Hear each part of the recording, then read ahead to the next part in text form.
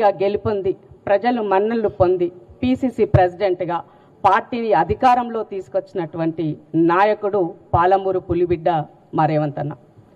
ఇవాళ రేవంత్ అన్న గురించి, రేవంత్ అన్న నాయకత్వం గురించి ప్రశ్నించేటువంటి నైతిక హక్కు సోకాల్డ్ సోదరిమణికి ఉన్నదా అన్నది ఆమె ఆత్మ పరిశీలన చేసుకోవాల్సిన అవసరం ఉంది.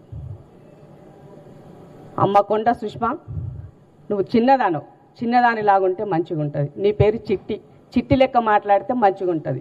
చిట్టి కాస్త కొంచెం పెద్దమైనటువంటి మాటలు, స్థాయికి మించినటువంటి మాటలు, అర్హత లేనటువంటి మాటలు మాట్లాడడం అన్నది సమాజం హర్షించదు. కష్టం వచ్చినప్పుడు కార్డును వాడుకునే ముందు ఆ కార్డులో ఉన్నటువంటి వాళ్ళకి మనం ఏం చేసినాం కూడా ఆలోచించుకోవాల్సిన అవసరం ఉంది. మీరు వరంగల్ నియోజకవర్గంలో అక్క బర్త్డే అనే సంతోషం కూడా ఉండకుండా పిల్లలు ఎప్పుడు కూడా తల్లిదండ్రులకి పేరు తెచ్చే విధంగా, వన్నె తెచ్చే విధంగా మెదులుకోవాల్సిన అవసరం ఉంది. అది వదిలేసి నీ వల్ల ఇవాళ సురేఖక్క ఇబ్బంది పడే పరిస్థితి, ఇవాళ క్షమాపణలు కోరే పరిస్థితి, సంజాయిషించుకునే పరిస్థితికి వస్తే మరి నువ్వు ఎట్లా ప్రజానాయకురాలు అవుతావు, ఎట్లా తల్లికి దడ్డ బిడ్డవైతావు ఆత్మపరిశీలన చేసుకోవాల్సిన అవసరం సుష్మా గారి పైన ఉందని నేను సందర్భంగా గుర్తు చేస్తున్నా. మేము మా అక్క బిడ్డవు కాబట్టి ఆ రెస్పెక్టబుల్ వర్డ్స్తో మాట్లాడుతున్నాం. ఇంకొకరు వేరే రకమైన అయితే మా భాష ఇంకో రకంగా ఉండేది. ఎందుకంటే కుటుంబ సభ్యులను గౌరవించుకోవాల్సినటువంటి బాధ్యత, నైతికత కాంగ్రెస్ కుటుంబంలో క్రమశిక్షణతో ఉన్నటువంటి ప్రతి కార్యకర్త అదే రకంగా ఉంటారు. ఆ లైన్ వదిలేసి ముఖ్యమంత్రి గారిని ఇష్టమున్నట్టుగా మాట్లాడేటువంటి రైట్ మీకు ఎక్కడిది? పోనీ మీరు పార్టీలో ఏదైనా కీలకంగా బాధ్యత తీసుకుని పనిచేస్తున్నారా? పోనీ ప్రజాక్షేత్రంలో నిత్యం ప్రజల మధ్య ఉండి ప్రజల గురించి ఏదైనా సాధక బాధకాలు మీరేమైనా తీరుస్తున్నారా? అది కూడా ఏమీ లేదు కదా. వరంగల్ నియోజకవర్గంలో ప్రజెంట్ ఎమ్మెల్యేగా ఉన్నటువంటి వ్యక్తి మీటింగ్కి వెళ్ళినప్పుడు డెఫినెట్గా ముఖ్యమంత్రిగా, కుటుంబ పెద్దగా ఉన్నటువంటి ఎమ్మెల్యే గురించి చెప్పాల్సిన బాధ్యత ఉన్నది. తన బాధ్యత తను నిర్వర్తించారు. ఎన్నికలే లేని దానికి, ఇప్పుడు ఏం జరిగిన దానికి ఏమో జరిగిపోతుందనే విధంగా ఆరుడు లేడు సూర్యుడు లేడు అన్నట్టుగా నీవే అన్ని ఊహించుకొని గతంలో చేసిన డ్యామేజ్ నుంచి బయటపడడానికే మీకు ఇంత సమయం పట్టింది. మళ్ళీ వాళ్ళ కొత్త రకమైనటువంటి డ్యామేజ్ తోటి అవతల పార్టీ వాళ్ళకి అస్త్రాలు ఇచ్చే విధంగా మీరు మాట్లాడినటువంటి వైఖరి పట్ల నిజంగా చాలా బాధాకరమైనటువంటి విషయం. కాంగ్రెస్ పార్టీ అంటే ఎంత డెమోక్రటిక్గా మాట్లాడినప్పటికీ కూడా సమస్య వచ్చినప్పుడు అందరూ ఒక లైన్ పైన నిలబడి పనిచేసేటువంటి పార్టీ. ఇవాళ పార్టీని బట్టి కాంగ్రెస్ పార్టీ కాదు, పచ్చ కాంగ్రెస్ పార్టీ అని మాట్లాడుతున్నాం. మనం కూడా పోయి వచ్చినాం కదా, మనం ఒక పార్టీలో ఏం లేం కదా. ఎవరం ఎక్కడ పోయినా ఏడికొచ్చినా ఒక గూటికి వచ్చినప్పుడు ఆ పార్టీలో ఆ పార్టీ లైన్ బట్టి ఆ పార్టీలో పనిచేయాల్సినటువంటి బాధ్యత అందరిపైన ఉన్నది. అందరం కుటుంబ సభ్యులుగా ముందుకెళ్లాల్సిన అవసరం ఉన్నది. మీ నోటికి ఏదొస్తే అది మాట్లాడి చులకన భావం అయ్యే విధంగా, నలుగురు ముందు నవ్వుల పాలయ్యే విధంగా, తల్లిదండ్రుల యొక్క పెంపకాన్ని ప్రశ్నించే విధంగా నీ యొక్క మాటలున్నాయంటే నిజంగా బాధాకరమైనటువంటి విషయం. మేము నీ స్థాయికి వచ్చి ప్రెస్ మీట్ పెట్టే పరిస్థితి వచ్చినందుకు నిజంగా బాధపడుతున్నాం. ఎప్పుడైనా సమస్యల కోసం మాట్లాడేటువంటి మేము కుటుంబ సభ్యుల్లో వచ్చేటువంటి విషయాల పట్ల కూడా ప్రెస్ మీట్ పెట్టే పరిస్థితి ఒక రోజు వస్తుందని ఎప్పుడు కూడా ఊహించాల. అలాంటి పరిస్థితి వచ్చినందుకు సిగ్గుపడాల్సినటువంటి పరిస్థితి తీసుకొచ్చినందుకు మీరు ఫస్ట్ క్షమాపణ చెప్పాలని నేను ఈ సందర్భంగా డిమాండ్ చేస్తున్నా. ముఖ్యమంత్రి గారిని అనేటువంటి రైట్ నీకు ఎక్కడదమ్మా? ఏమి పెట్టిందానవా, పోషించిందానవా, నువ్వేం చేసిందానవని నీకేం సంబంధం అసలు? తల్లిదండ్రి యొక్క చాటున నువ్వు రాజకీయాలు చేస్తూ ఇవాళ కొండ అనే ఒక లైన్ పక్కకు తీసేస్తే హూ ఈజ్ సుష్మిత? మీరెవరు అసలు? అప్పుడు మీరు ఆలోచించుకోండి. ప్రజాక్షేత్రంలో మాలాంటి వాళ్ళము 15-20 సంవత్సరాల నుంచి ఎలాంటి పదవులు చేయకుండా ప్రజాక్షేత్రంలో అధికారం ఉన్నా, పదవులున్నా లేకపోయినా ప్రజాక్షేత్రంలో పని చేస్తున్నాం. మమ్మల్ని ఎవరు ఎందుకు ఏళ్ళు పెట్టి చూపరు? మిమ్మల్ని మాట్లాడుతున్నారంటే అర్థం ఏంది? పిట్ట కొంచెం కూతగనం అన్నట్టుగా నేనెవరికి భయపడను, నేను చోగియాలైతే రేపు 2 అవుతాయి సినిమా డైలాగులు కొట్టడం సింపులే. కానీ దాని పర్యవసాన్ని ఎదుర్కోవడానికి మీ అమ్మ ఎంత బాధపడుతున్నదో ఆలోచించు. నీ వెనక ఉండి మరి ఎవరు మాట్లాడిస్తున్నారు ఈ రకమైనటువంటి మాటలు? తనకు మంత్రి పదవి ఉందనంటే ఇంటిల్లి పాలకి ఉన్నట్టు కదా, నీ జాతికంతా ఉన్నట్టు కదా, నీ సంఘంకంతా ఉన్నట్టు కదా. దాన్ని ఎట్లా ప్రొటెక్ట్ చేసుకోవాలి? ప్రజలతో ఎలా వెళ్ళాల్సింది వదిలేసి ఇంట్లో పొద్దున్న లేస్తే పోరు పెట్టుకుంటే ఏమొస్తుందని అడుగుతున్నాం. ముఖ్యమంత్రి గారి కుటుంబ సభ్యులకి ఏమి సంబంధం? ఎవరికైనా పదవి ఇచ్చిందా రేవంత్ అన్న? ఇంట్లో ఉన్న కుటుంబ సభ్యుల్లో ఎవరైనా డైరెక్ట్గా వచ్చి ప్రభుత్వంలో ఏమైనా పదవులు తీసుకున్నారా? కొన్ని పార్టీల పదవులు తీసుకున్నారా? వాళ్ళు ఎక్కడైనా వచ్చిన పెత్తనం చేసినారా? ఉన్నోళ్ళనంట కొండారెడ్డిపల్లి ఊరి వరకు పరిమితం అవుతారు. అలాగే ఇప్పుడు కొడంగల్ నియోజకవర్గం ఉంటే అక్కడి వరకు పరిమితమై అన్నకు హెల్ప్ చేసి పని చేస్తున్నారు. వాళ్ళని ఎందుకు మారిపోసుకుంటున్నారు పొద్దున్న లేస్తే? అంటే నువ్వు మాట్లాడే మాటలను బట్టి చూస్తే నీ వెనక మరి బీజేపీ బీఆర్ఎస్ ఉండి మాట్లాడిస్తుందో అని అనుకోవాల్సిన పరిస్థితి ఉన్నది. కాబట్టి మాట్లాడే ముందు నరం లేని నాలుక ఏదైనా మాట్లాడుతుంది. నాలుక నుంచి ఒక వర్డ్ బయటకు వస్తే దాన్ని వెనక్కి తీసుకోవాలంటే ఎంతో కష్టపడి ఉండాలి, ఎంతో బాధపడాలా. అవి మళ్ళీ తీసుకోవాలి వెనక్కి అని అంటే ఇప్పుడు నువ్వు చేసిన దానికి నీ తల్లి తలదించుకునే పరిస్థితి వచ్చింది. ఆల్రెడీ క్షమాపణలు చెప్పిన సంగతి మర్చిపోయినావమ్మా. మళ్ళీ అవే మాటలు రిపీటు, అవే అహంకారమైనటువంటి మాటలు. అసలు ఏంటి నీ చదువేంటి? నీ సంస్కారం ఏంటి? నువ్వు చక్కగా చదువుకుని వచ్చినావా? పోతే ఎవరైనా రాష్ట్ర పరీక్షలు రాసి వచ్చినావా?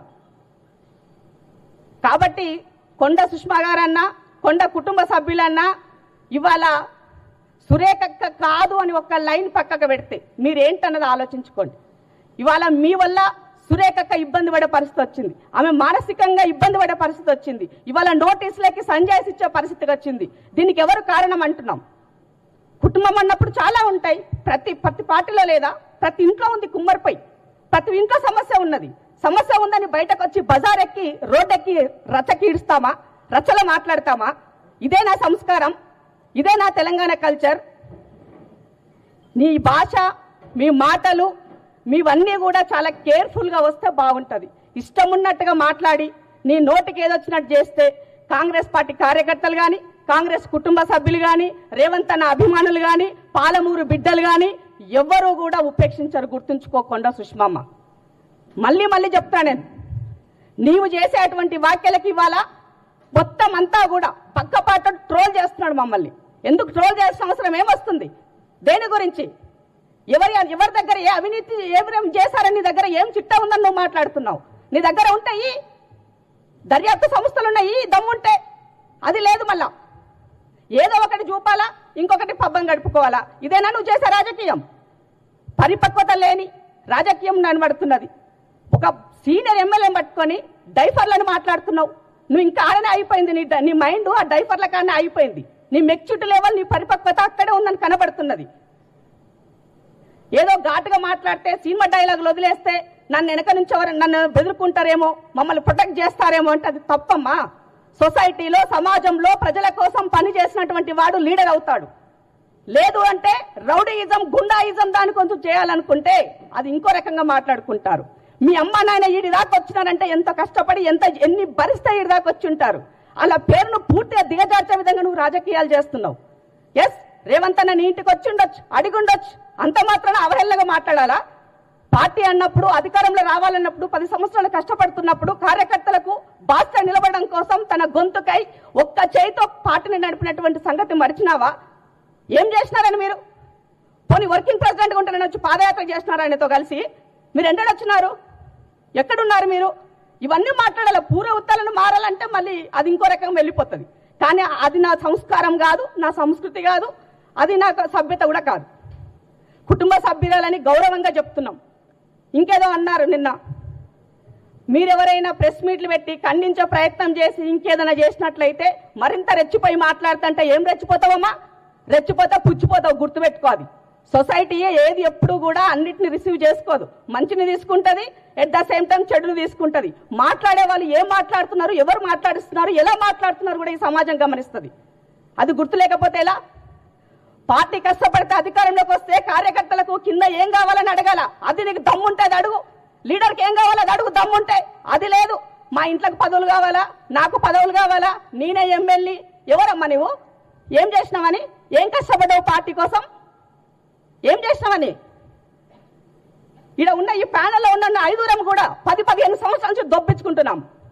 ఇదేనా మీ భాష? ఎమ్మెల్యే టికెట్లు ఇస్తారు అంటే ఎస్, ప్రజెంట్ ఉన్నటువంటి ఎమ్మెల్యే కాబట్టి ప్రజలకు భరోసా ఇవ్వడం కోసం చెప్పింటారు. తప్పేమున్నది దాంట్లో? ఎలక్షన్లు ఇంకా 2 సంవత్సరాలు ఉన్నది. వచ్చినప్పటికీ ఆ రోజు ఉన్నటువంటి ఈక్వేషన్స్ రకరకాలుగా ఉంటాయి.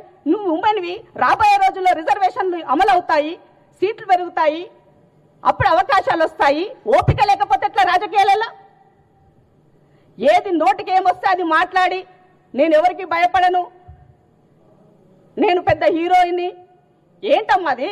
రాజకీయ డైలాగులు, సినిమా డైలాగులు అందులో పనిచేస్తాయి కానీ ప్రజాక్షేత్రంలో పనికిరావు చెల్లే.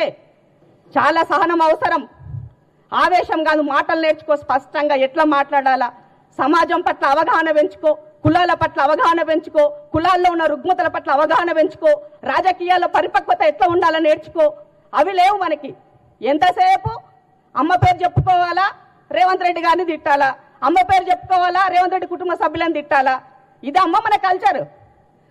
కష్టం వస్తే బీసీ కార్డు వాడాలా. ఎస్, మా అక్కకు కష్టం వస్తే బీసీ బిడ్డలుగా అండం ఉంటాం, మాట్లాడతాం. కానీ ఇట్లా కాదు కదా బహిరంగంగా 4 గోళ్ల మధ్య.